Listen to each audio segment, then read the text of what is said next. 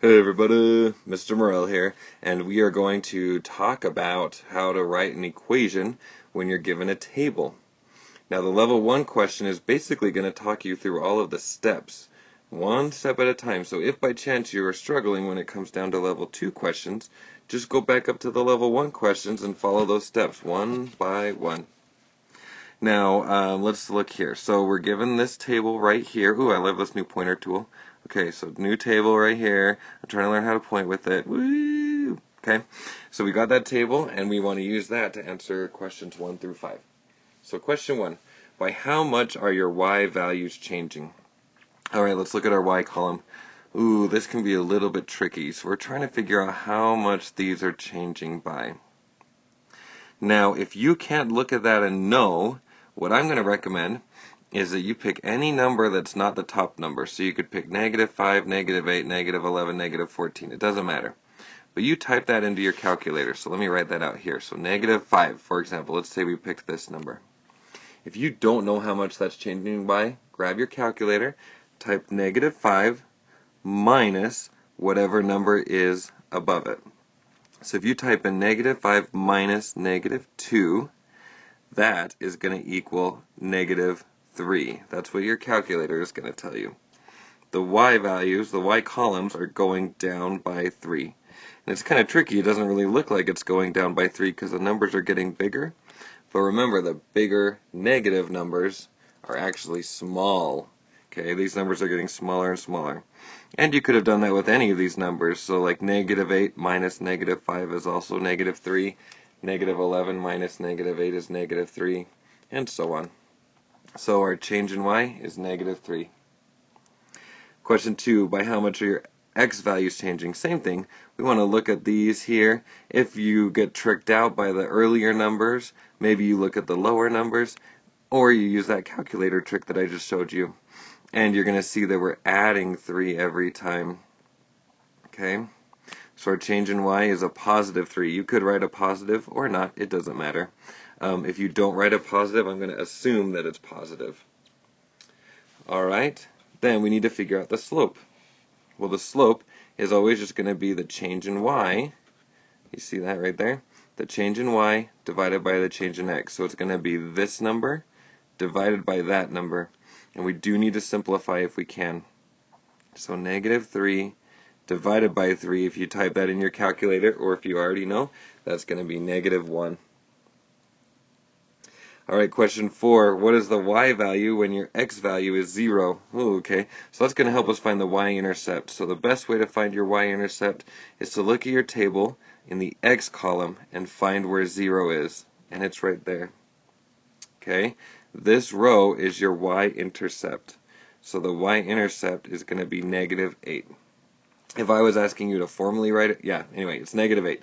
Usually we write y-intercepts formally like this, but for this question it just says specifically what is the y value. It didn't say what is the y-intercept. Okay, then we need to write our equation. Now most teachers will teach that the equation is y equals mx plus b. To me, sometimes students get a little confused, so I always just teach my students that it's y equals blank x plus blank. And your first step is to always write that out and then fill in the blanks. It just seems easier for students to fill in the blanks. And the other trick that I teach students is math is kind of weird. Basically, this entire unit that we're going to be doing, you work backwards. Things seem to be easier when you work backwards. So I'm always going to try to have my students start by filling out the last blank first. That's usually the easier one, and it's just going to be this number right here, -8. And then you would want to fill in the second blank right here. That is going to be your change in y divided by your change in x, which is our slope. We already figured that out right there. So this equation, the equation for this table, is y equals -1x plus -8. And I'm going to teach you how to check that on the lower questions where I have a little bit more space. So let's go ahead and look at question 6, for example. Alright, question 6. So for every single one of these questions, I would recommend go ahead and maybe even pause the video and write y equals blank x plus blank. I'm going to go ahead and do that on all of the questions that I'm planning to answer. blank x plus blank, just like that. Okay, and then, like I said, we're going to go ahead and start filling in those blanks. Question 6. So, we're going to fill in this blank, which means we need the y-intercept. So I'm going to look at my x column, find the row where x equals 0. There's my y-intercept, so I'm going to put a -1 right there. Okay, now the slope is a little trickier. For the slope, we need to figure out how much the y column is changing by and how much the x column is changing by. The y column, to go from -1 to 3 and from 3 to 7 and 7 to 11, is that we're adding 4 every time. And then to go from 0 to 1 to 2 to 3 is we're adding 1. So our slope is going to be 4 divided by 1, and I do want that simplified. That's just the number 4.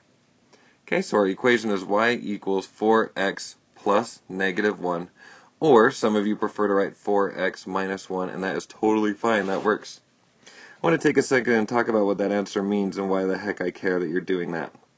I'm going to write 4x minus 1. I hope that's alright. What this is saying is, if we were to pick any ordered pair in this table, I'm going to pick this ordered pair right here. If I plug this 3 in for the x, I'm going to expect to get an 11 for the y. That sounds a little dumb. Let me say that in a different way. If I plug in a 3 for x and an 11 for y, I should get the same thing on both sides, just like with what we did with our equations before. So let me go ahead and replace the y with an 11, and I'm going to replace the x with a 3. I use parentheses because there was a number in front of it. And then we want to simplify. 4 times 3 is 12, and 12 minus 1 is 11. We got 11 on both sides. And we would have gotten the same thing on both sides no matter which row from the table we chose. Alright, let me go ahead and answer question 8. Okay, I'll erase some of this so it's not too distracting for you. Question 8, same thing, it's just easier for me to work backwards. The y-intercept, I know I need to look at the x column for where there's a 0, and there's my y-intercept right there, a 7. Okay, let me go ahead and erase that. Now the slope is a little trickier, but that's why we wait till later. And we're going to figure out how I'm going from one row to the other. And it looks like, it's hard for me to see that from -2 to 1, that we're adding 2, but it's really easy for me to see that from 1 to 4. I know that we're adding 3 every time. And you could double check that that's true for all of these rows. Here, it almost looks like we're subtracting 1, but don't forget we're starting from a small -3 and getting closer to 0. So this is actually adding 1 every time. So my slope is going to be 3 divided by 1, which is just 3. And it's always good to check your work, so go ahead and check your work. We've got our equation y equals 3x plus 7.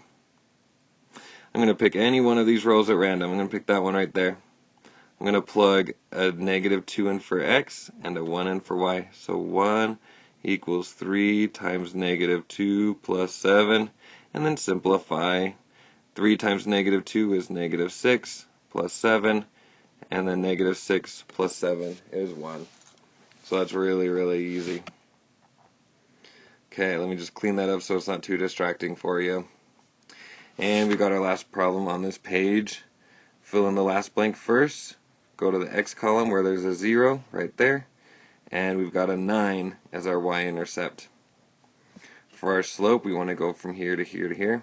Again, if that's tricky, pick any number. So like if I pick 9, in my calculator I'm going to type 9 minus the number above it, 14.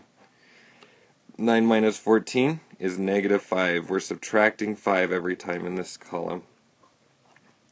Over on this side, I can kind of just look and I see, oh, okay, we're adding 10. Okay, now this is a little tricky. Some people are tempted to say that this is going to be 10 divided by -5 to give us a slope of -2.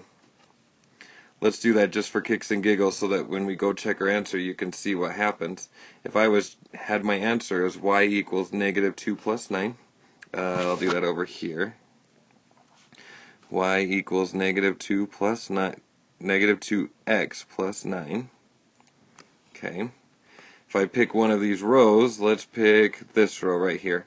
I almost never pick the Y-intercept row because no matter, if you get your slope wrong, it will always look right if you pick the Y-intercept.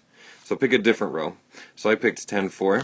I'm going to put a 4 in for Y and a 10 in for X.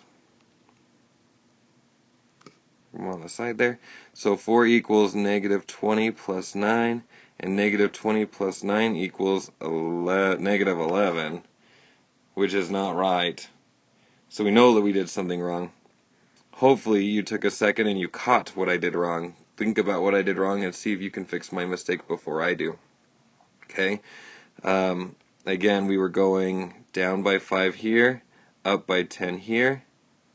And what I did is I put the change in X on top of the change in Y, but it needs to be the other way around, negative 5 over 10.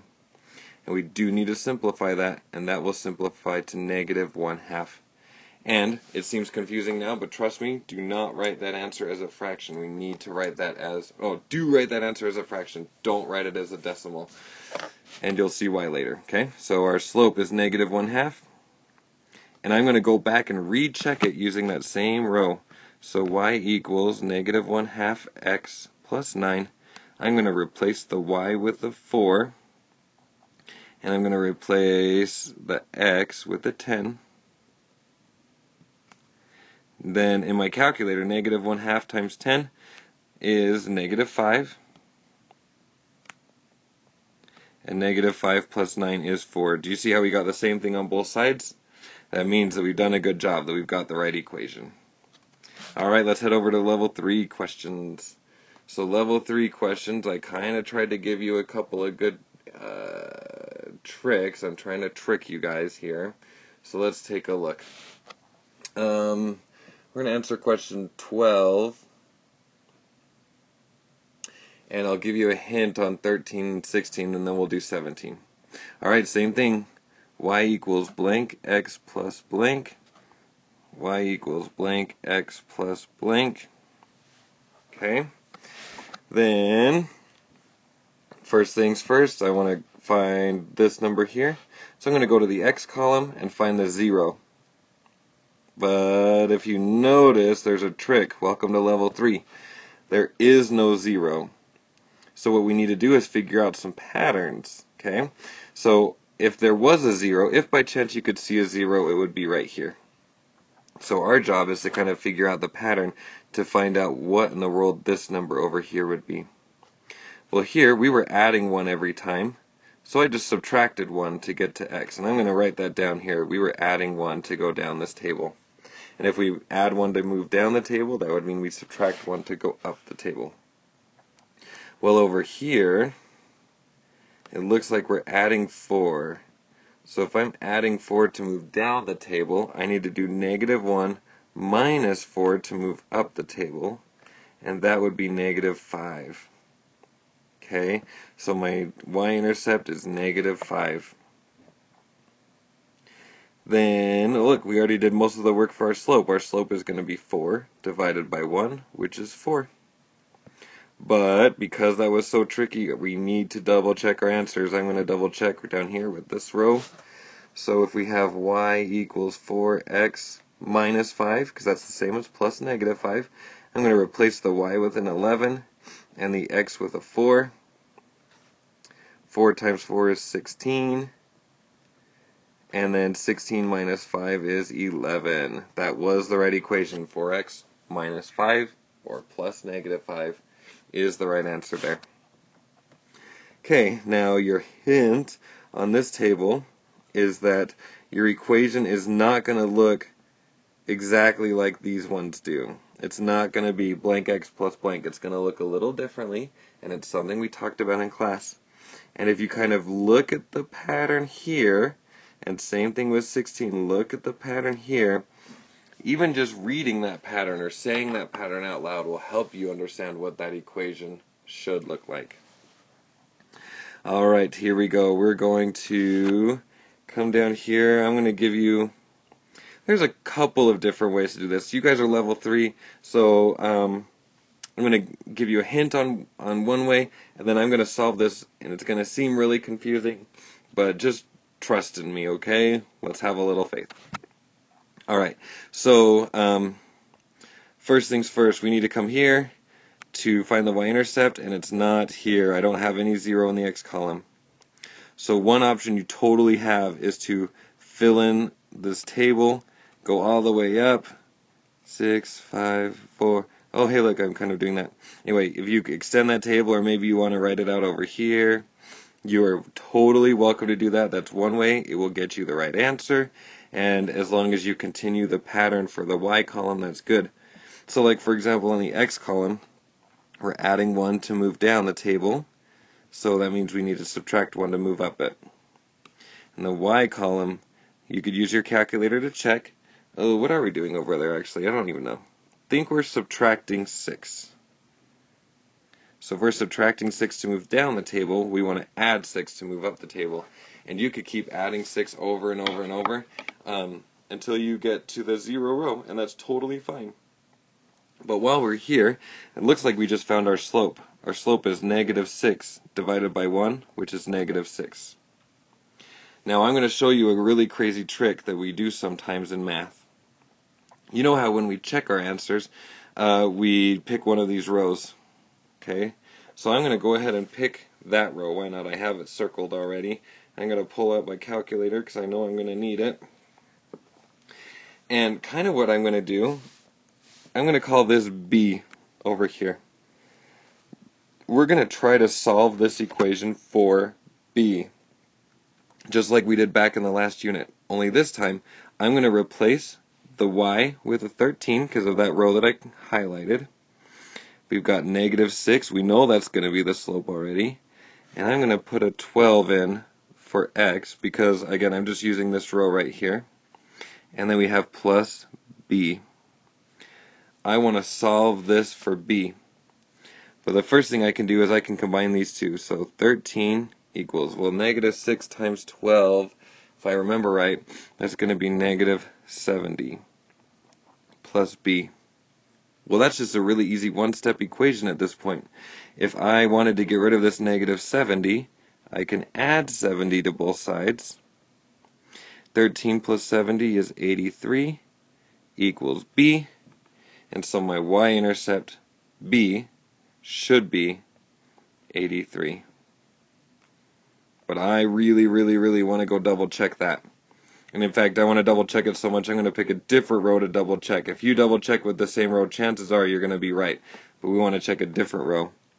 So let's see, 19, because I'm going to substitute the 19 in for the y, equals -6 times 11